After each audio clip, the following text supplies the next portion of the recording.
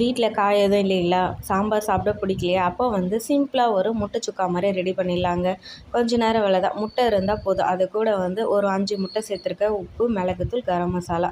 அது வந்து திக்னஸ்க்காக அந்த கட் பண்ணால் வந்து உடையாமல் இருக்கிறதுக்காக கொஞ்சமாக வந்து கடலை மாவு சேர்த்து நல்லா மிக்ஸ் பண்ணி ஒரு தட்டில் எண்ணெய் தேய்ச்சி நல்லா வந்து வேக வச்சு எடுத்துட்டோம்னா சூப்பராக வந்து ரெடி ஆகிடும். இதை வந்து ஸ்லைஸ் பண்ணி எடுத்து வச்சிடலாம்.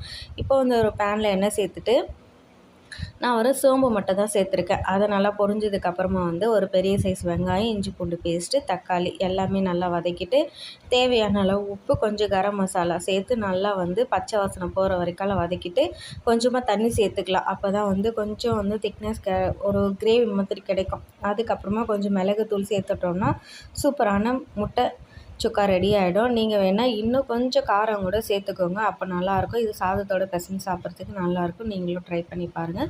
வீடியோ பிடிச்சிருந்தா லைக் அண்ட் சப்ஸ்கிரைப் பண்ணுங்கள்.